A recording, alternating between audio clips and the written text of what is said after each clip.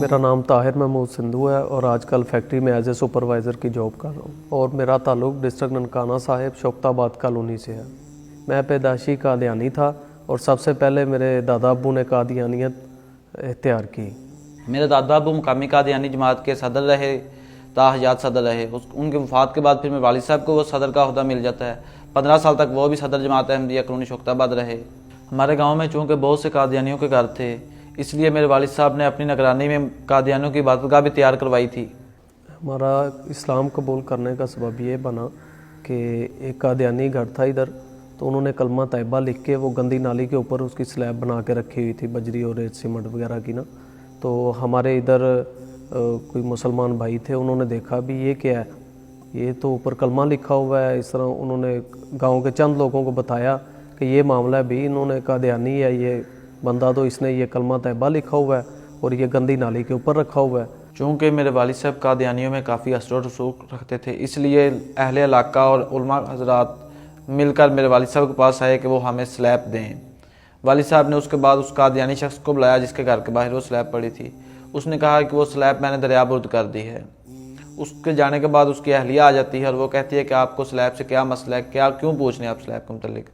तो उससे पूछा गया कि वो स्लैब कहाँ है। उसने कहा कि वो हमने गंदे छप्पड़ में फेंक दी है। उसके बाद वालिद साहब मकामी कादियानी सदर के पास गए, वो ना मिला। उसके बड़े भाई से मुलाकात हुई, उससे पूछा गया कि वो स्लैब कहाँ है। तो उसने कहा दफ़ा करो, कलमा ही तो था, वो उसी गंदे नाले में चोरी करके हमने फेंक दी है। उसके बाद अमीर ज़िला कादियानी से रब्ता किया गया, तो उसने भी कहा कि दफ़ा करो, आपने क्या निकालना है इस काम में से। वहाँ से अस्तगफिरुल्लाह वाला साहब ने हाथ ऐसे कानों को लगाए, कहते ये आपकी जमात कुछ सच्ची नहीं है। इसका वालिद साहब को बहुत दुख हुआ कि इन्होंने ना कलमे के एक तो तौहीन की और दूसरे इनके ओहदे दौरान इसकी सज़ा भी नहीं दे रहे इसको जिसने ये गुस्ताही की है। इन सारी चीज़ों को देखते हुए वालिद साहब और हम तीनों भाइयों ने कादियानियत पर लानत भेजकर इस्लाम कबूल करने का फ़ैसला किया। तो फिर हमने 27 रमज़ान को इस्लाम कबूल कर लिया। जब मैं मुसलमान हुआ तो मुझे कादियानियों की तरफ से लालच दिए गए कि आप जमात अहमदिया में आ जाओ, आपको आपके बीवी बच्चे भी मिलेंगे और एक कनाल का मैं आपको घर भी देता हूँ। मैंने उसकी ऑफ़र को कबूल नहीं किया। मेरे वालिद साहब और 3 भाइयों ने जब इस्लाम कबूल किया तो उन्होंने उस वक़्त मुझे भी कहा कि आप भी इस्लाम कबूल करें हमारे साथ, लेकिन कुछ वजहात थी जिसकी वजह से मैं इस्लाम कबूल नहीं कर सका। मैं घर से अपने बीवी बच्चों को लेके घर से निकल पड़ा। तो फैक्ट्री में जॉब जहाँ करता था वहाँ पे फैमिली क्वार्टर मकान जो है किराए पे लिया, उधर हम तकरीबन 1 साल रहे। हम 5 भाई हैं और जब हम मुसलमान हुए 3 भाई और वालिद साहब, हम चारों मुसलमान हुए। और बाद में मेरा भाई जाहिद महमूद, उनको मैंने दावत दी। वालिद साहब से राब्ते में रहा मैं और भाई से बरार से भी राब्ते में रहा। अक्सर इनसे मुलाकात भी होती थी, उधर जाता था मैं। वालिद साहब मुझे कहते रहते कि बेटा इस्लाम कबूल कर लो, ये असल राह है। तो मैं उनको उस वक़्त कह देता कि नहीं अबू जी अभी नहीं, भाई मुझसे इसे बात ना किया करें, लेकिन फिर भी वो मुझे कहते रहे। इस्लाम कबूल करने के बाद मैंने कादियानियत को थोड़ा स्टडी किया और उसके बाद अपने भाई जाहिद महमूद पर मेहनत की, कादियानियों के कुफ्रिया अकायद से आगाह किया। जैसा कि मिर्ज़ा अपनी किताब में लिखता है कि नाउज़ बिल्लाह मैं मोहम्मद हूँ, तो कैसे कोई आप सल्लल्लाहु अलैहि वसल्लम की मुकाबले पर कोई आ सकता है।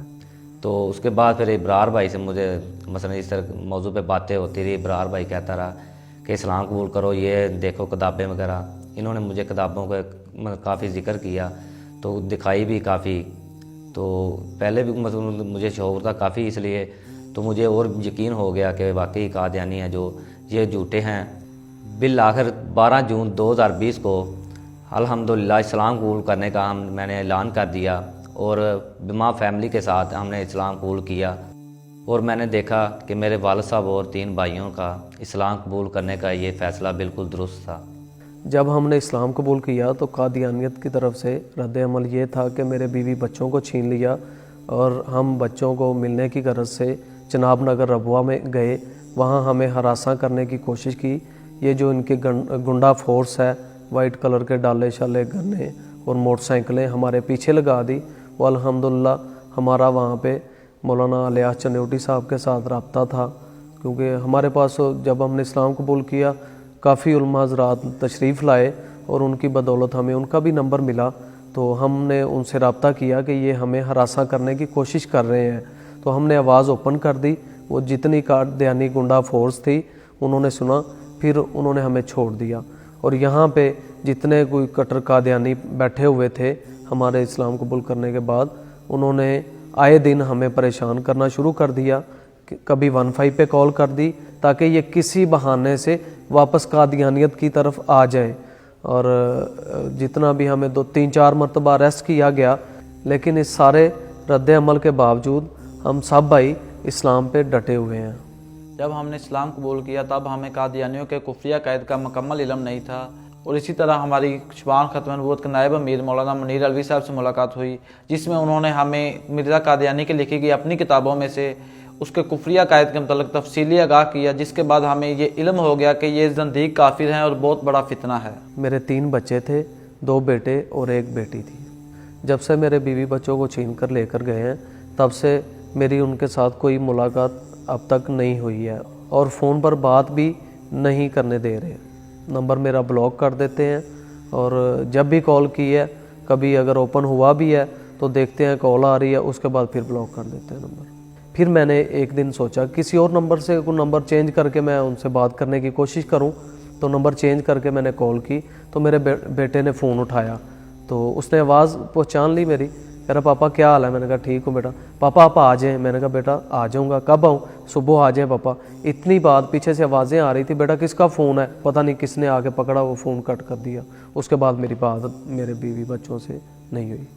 چونکہ میں ایک اسٹوڈنٹ ہوں اور میں پہلے قادیانی تھا, اور اس لیے میں اپنے مسلمان اسٹوڈنٹس کو پیغام دینا چاہوں گا کہ وہ فتنہ قادیانیت سے بچ کر رہیں اور عقیدہ ختم نبوت پر اپنا کامل ایمان اور یقین رکھیں.